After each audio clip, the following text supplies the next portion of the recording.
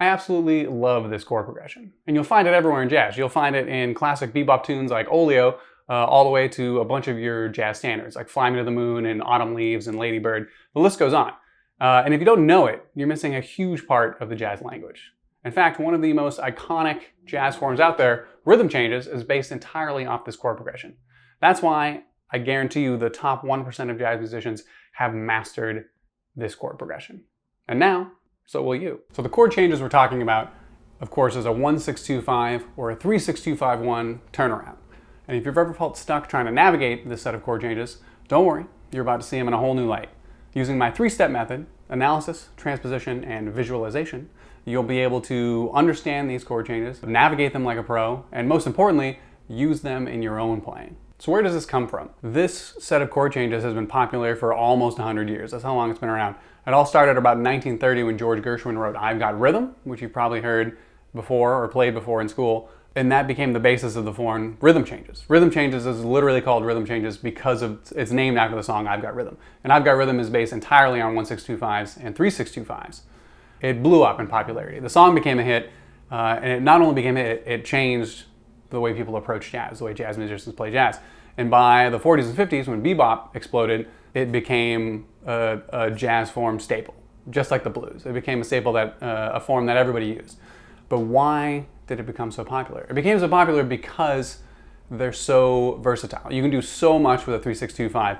There's countless improvisational variations you can throw over it, and there's a bunch of chord substitutions you can throw in to vary the way you play it. Like you can pick one 3-6-2-5 turnaround, like one lick, and you can vary it a dozen different ways with hardly changing the bass structure of the lick. But this is also why they can be confusing and intimidating to navigate, because you can do so much with this set of chord changes. But today we're going to dive in. I'm going to show you, with a little help from Sonny Rollins, how you can navigate a 3-6-2-5-1.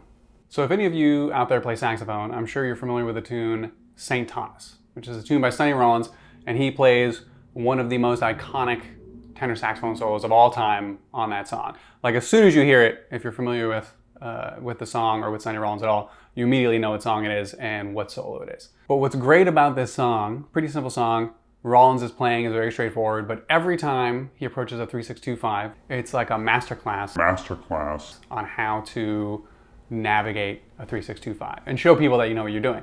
So we're going to take just the very first 3-6-2-5 that Sonny Rollins plays.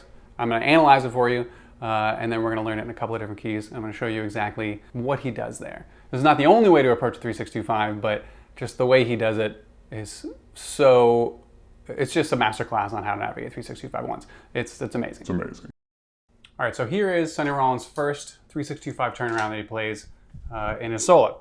I'm going to play through it first fast, then slow, so you can hear what it sounds like, and then slow. If you're not super familiar with playing 3-6-2-5-1 turnarounds, you can miss some of the nuance. So I'm going to play it fast, I'm going to play it slow, so you can hear exactly what he's doing. So it sounds like this.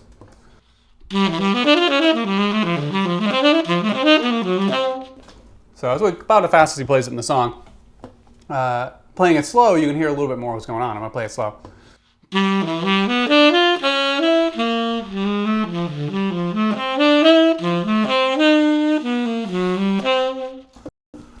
So there's a lot going on there. It sounds like there's a lot going on there. If any of you have watched these videos in the past, you'll know I usually like to start with everything in relation to the tonal center. With 3-6-2-5s, I like to talk about it in relation, especially with what Sonny Rollins is playing here, in relation to the chord changes first, so you can get a little better idea of what's going on. Because when you look at a 3-6-2-5, what he's playing here, it looks like a lot's going on, but all of that is really in the key of D, the key that you're in, which seems confusing because there's a lot of notes in there that are not in the key of D. But let me show you what's going on. So if you look at the first line he plays this. We're talking about this in relation to the chord changes. We'll get to in the key of D in a minute. So what he's doing there is we have a minor 3 chord right there, an F sharp minor 7.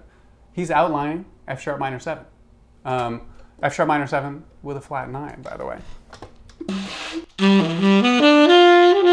The last one he plays is a G, an F sharp, that's the flat 9. So he's got F sharp minor 7 with flat 9. He just outlines the chord changes. If you were to play that in an arpeggio, you're literally just playing the F sharp minor arpeggio. And then what does he do? He resolves to the 3 of the 6. So the next chord's B7 with a flat 9 and a flat 13. He plays the major 3 of B, which is the raised root. But what he does there is he outlines B again. He gives you the alterations in B. He gives you the 3, so you know that it's a major chord. And then he plays the alterations. He plays 3, 5, flat 9, and then 7, raised 7, and then resolves to B, which is the 5 of the 2 chords. So he's using B to push you to E, which, you know, it's the 5 of E, so that's what you should do with E. But he plays this, which is a beautiful way to approach that. But he gives you, in there, he's outlining B, and he just gives you all of the information you need to know that that is B7 with a flat 9. It's beautiful. It's beautiful. With the first line of the solo, he outlines the minor 2 chord, the minor 3 chord, excuse me, and then outlines the 6 chord. And the reason I keep saying minor 2, I should emphasize this now, when you look at a 3-6-2-5, really all it is it's 2 2-5s. The 3-6 is a minor 2-5 to E, which is the 2 of your tonal center. So he is resolving, he's using the 3-6 as a 2-5 to push you to your minor 2 chord. And then that 2 chord becomes a part of the 2-5 that pushes you to your 1. So technically everything is in D, because that 2-5 pushing you to E minor is the 2 of D, E minor is in the key of D. It's the tonal center of D. So that 3-6 is in D, it's got some alterations just to push you to the minor 2. And the only alteration that's important is the D sharp, because that is the raised root. And that note is one you want to aim for when you're playing a 3-6-2-5, when you're playing over the 6, because it is the one note that is really out. That's like the most out note you can play. It's the raised root. It's the 3 of the 6. It's easy to remember. So the first bar and a half here, he outlines the 1 chord, or the 3 chord, and then he outlines the 6 chord. So if you were to arpeggiate both of those, what he's playing, he's outlining the minor 3 chord, and then he's outlining, if you arpeggiate what he's doing over the B, he's playing this.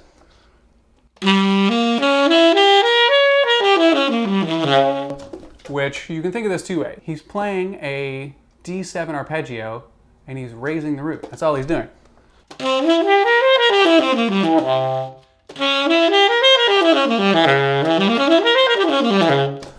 That's all he's doing. So another way, this is something I love too about transcribing, especially masters like Sonny Rollins, because if you look at what he's doing there, you can relate it to the chord changes, you can relate it to the tonal center, but it gives you a look into what they're thinking when they're playing these songs. And this is a very important thing to keep in mind.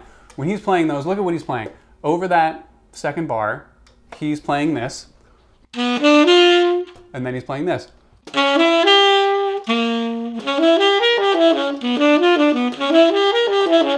What are those? Those are 2 diminished arpeggios.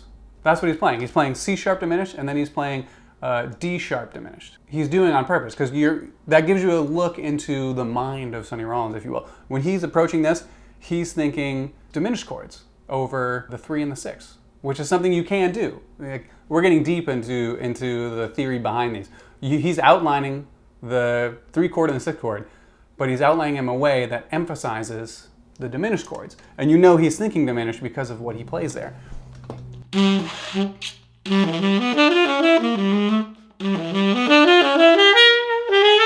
You can tell that he has spent some time in the practice room working on his arpeggios and his diminished arpeggios, and probably just playing diminished arpeggios over chord changes like this. So it's a beautiful look into the mind of Sonny Rollins, and it's a great way to approach the 3 and the 6. He's just outlining the 3 and the 6, and he is aiming for the notes on the 6 chord, because the 6 chord is the most important chord. The most important chord. In a 3-6-2-5 turnaround. You have to address the fact that we have a major 3 of the 6, which is the raised root, and that we have the flat 9 of the 6, which is the flat 7 of your tonal center.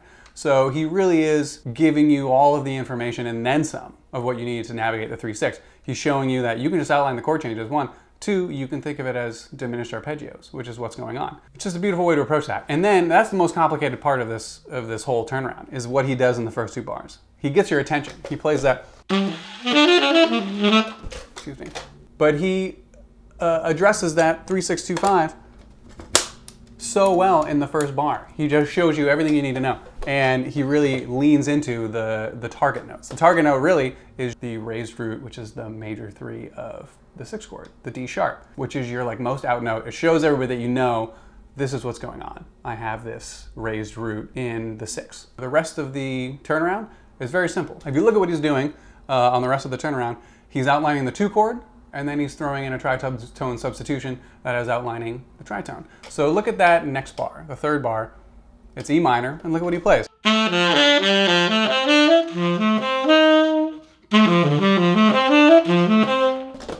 He's outlining the 2 chord. That's all he's doing right there. He's not doing anything fancy, he's just outlining the 2 chord. If you were to play that as an arpeggio, he's playing.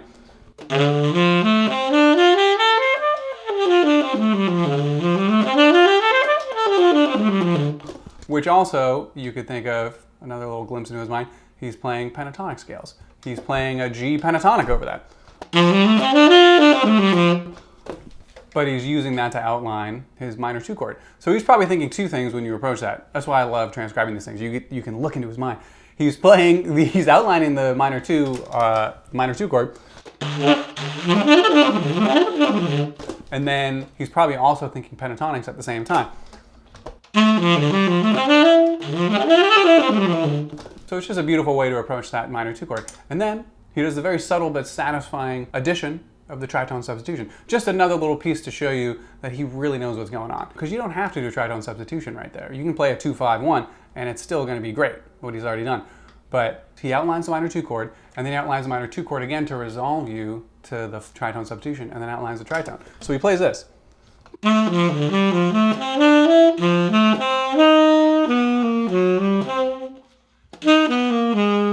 You'll hear that all over the place. There's a bunch of jazz tunes that have that in the melody. But he plays it this way. Just to give that little extra individuality to the statement. So he plays a minor 2, he gets to the dominant tritone substitution, and so it's E flat dominant.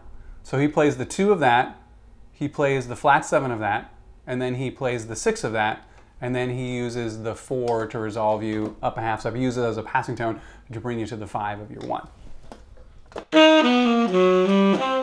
This whole second part is way easier to think about in relation to the tonal center, because it's all in D with that little tritone that pushes you back to D. So if you think about this, this is 6, 4, 2, 5, 4, 6, 1, 2, 3, and then you have 4, 6, 1, flat 3, major 7, flat 7, and then flat 5 to the 5, that little flat 5 push to the 5, and 1.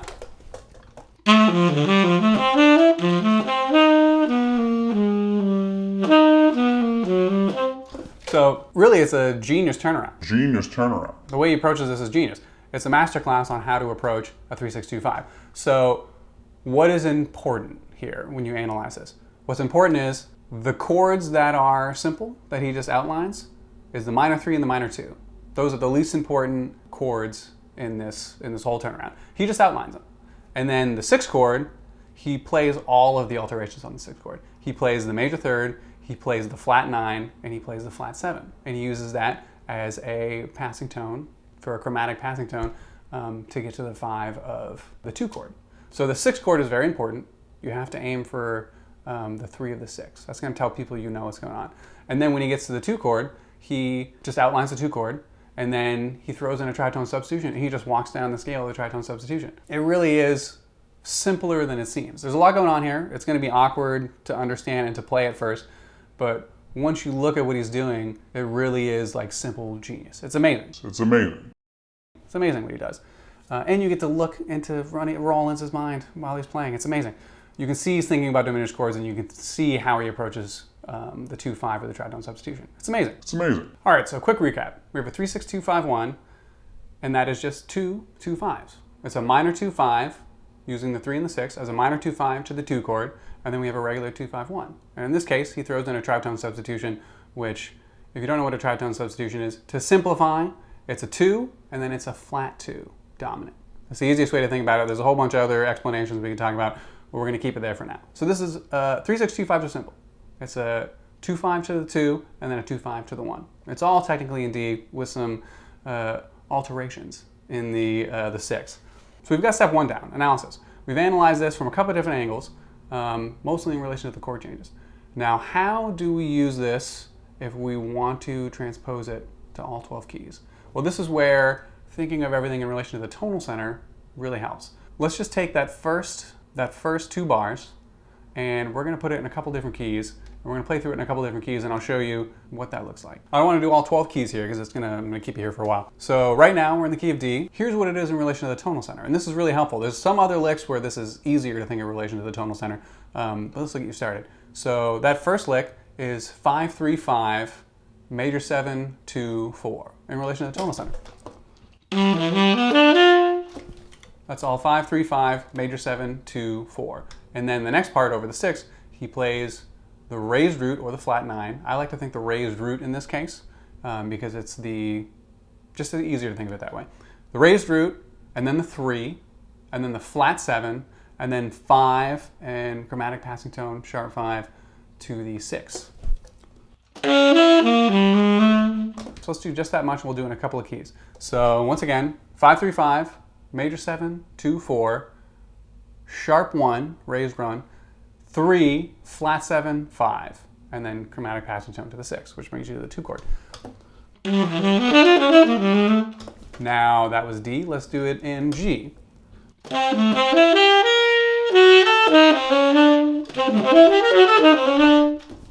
Okay, that was easy. Let's do it in C.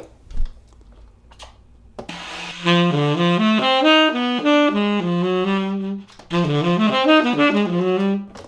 little bit awkward there with the B flat biz key. All right, let's do it in F.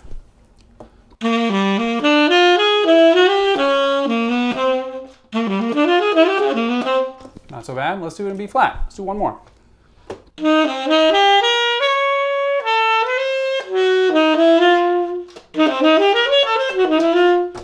All right, great. So that's a couple of keys right there. And if you were playing along with me, you'll notice that the first key was fine now that you worked on it in D.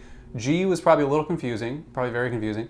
C was a little easier. F was probably pretty easy. B flat, aside from some fingering things that are awkward, B flat was probably very easy to think about. So you can see after a couple of keys, this starts getting very easy. You start noticing the pattern and you start seeing what's going on. Now, if you throw in the second half is much easier to think about in relation to the tonal center because there's much less alterations going on. So you have that line over E, which is the minor 2. We're back in D. You have 6, 4, 2, 5, 4, 6, 1, 2, 3.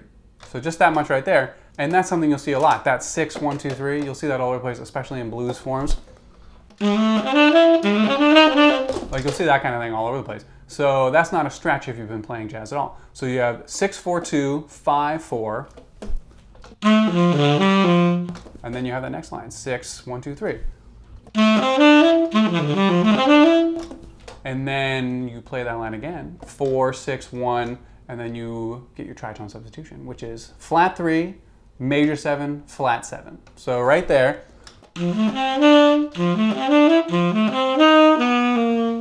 So you're walking down the dominant tritone substitution, dominant of E flat. So the 2 of E flat, excuse me, we're thinking of this in relation to the tonal center. So flat 3, major 7, flat 7, and then you play your flat 5 chromatic passing tone to your 5, and then you resolve to your 1. So that whole thing is 6, 4, 2, 5, 4, 6, 1, 2, 3, 4, 6, 1, flat 3, major 7, flat 7, flat 5, 5, 1.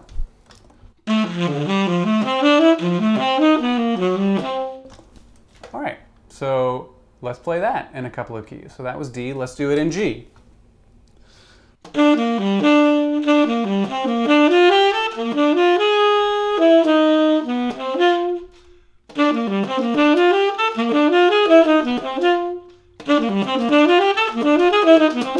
So yeah, a couple of tries, you can get it in G. Let's now do it in C. All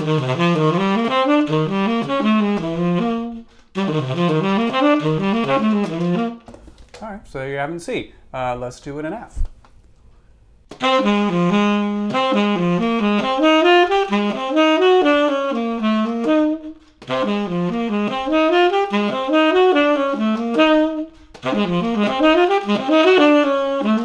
That transition from the B flat, I use my biz key, to Biz key to B, that can be a little tricky for a saxophonist.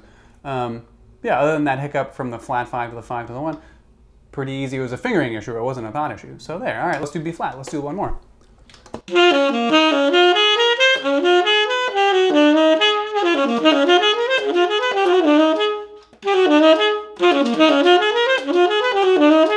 So pretty quickly, we got in B flat. So just like that, you got it in a couple of keys, and you'll notice once again, if you were following along, the first couple of keys are a little tricky, and then by the time you get to F, it feels very effortless. Now, depending on your own playing style and what you're comfortable with, some keys are going to be more difficult than others. Like A flat is always very difficult for me to play anything in. So all right, so now if you put the whole thing together, it seems like a lot, but when you play these licks fast, they go by so quick, and you break it into chunks like this, you can put it in all 12 keys relatively quickly. And at first it's going to be tough. You're going to go through a couple of keys. The first probably 3 or 4 keys are going to be tough, and you might have to take a break. But then when you come back to it, it's going to get easier and easier. So let's take the whole thing now, and we're going to say it in scale degrees in relation to the tonal center, and then we're going to play it around those keys, just those 5 keys. So once again, it's 5, 3, 5, major 7, 2, 4, sharp 1, 3, flat 7, 5, sharp 5, 6, and that's the first part, 6, 4, 2, 5, 4, 6, 1, 2, 3, 4, 6, 1, flat 3, major 7, flat 7, flat 5, 5, 1. So once again, we'll do it in D, and then we'll go around until we get to B flat.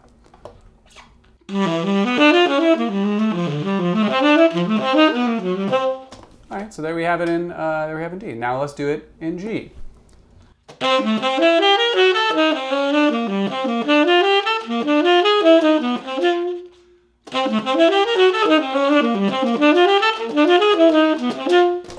There we go, so now we have it in G. Now let's do it in C.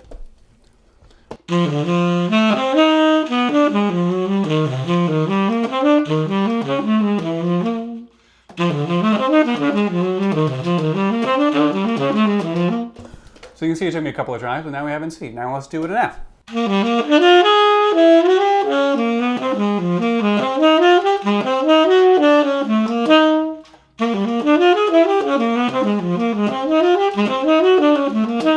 F was a little tricky. All right, but we got F. Let's do B flat.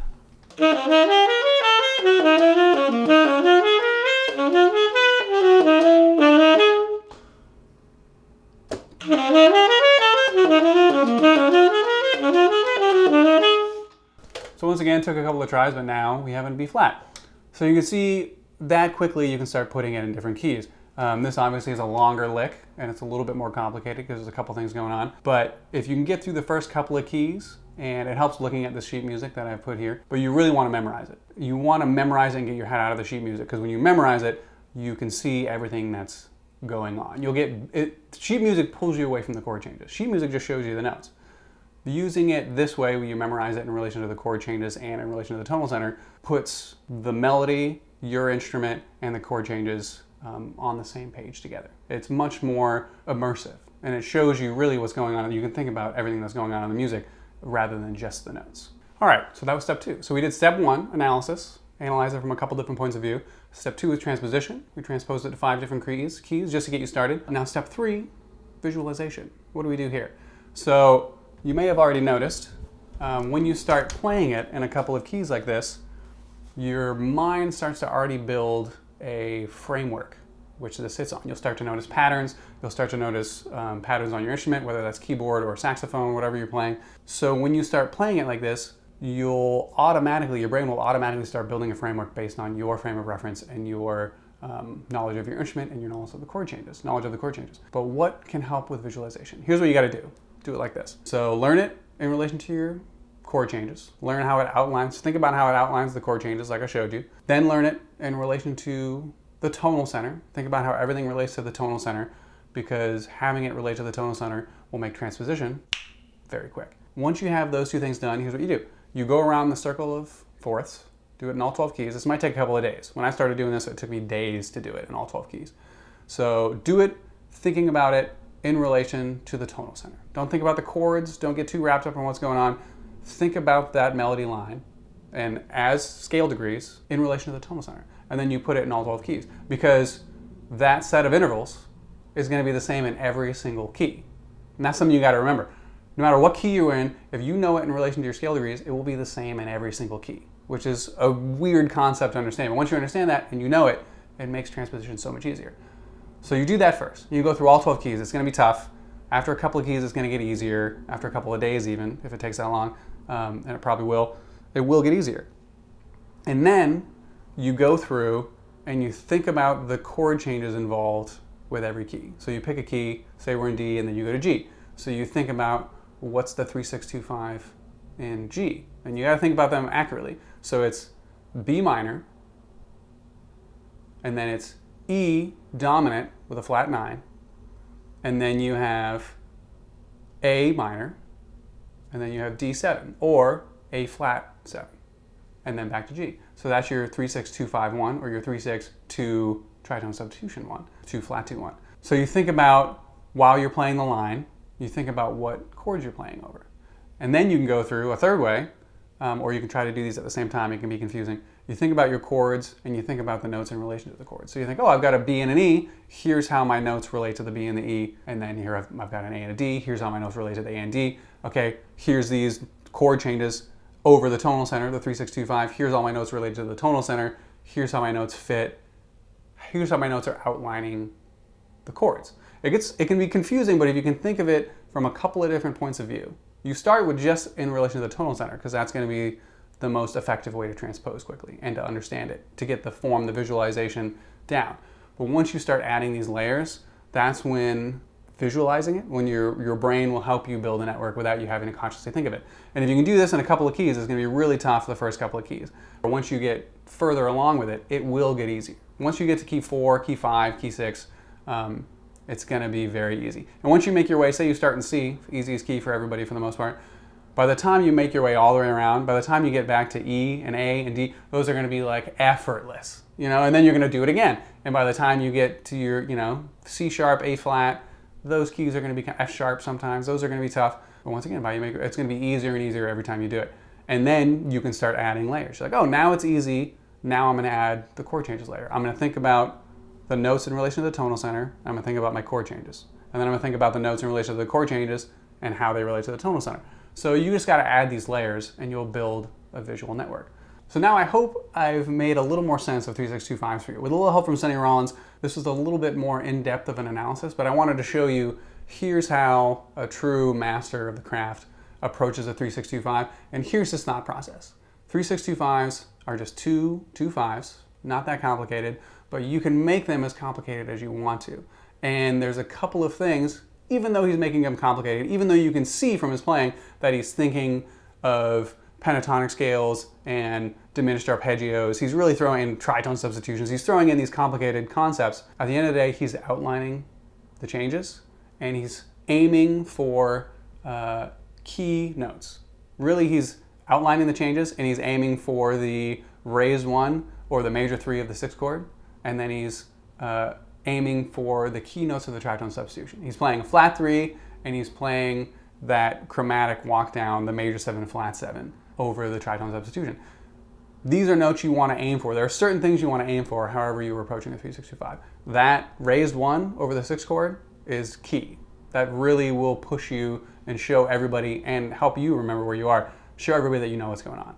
And then you can play a regular 2-5 or you can throw in the tritone substitution. So there you go. You have a 3, 6, 2, 5. I've showed you how to analyze it, showed you how to transpose it, and hopefully if you keep transposing it, you'll end up with your own unique visual network that you'll build yourself.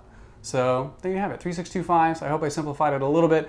I hope it gave you a lot to think about. If you have any questions about it, please leave a comment. I'd love to explain more. If we want to do a more in-depth analysis of 3, 6, 2, 5s, we can. I also did another 3, 6, 2, 5 lick video, which I'll leave here. That's a simpler lick. I don't know if I explain it quite as well, but it's a simpler lick to help navigate a 3, 6, 2, 5. So there you go. Thanks for joining me today. Please subscribe if you want more content, and I'm just glad to be back. Thank you guys for joining me, and I'll see you in the next one.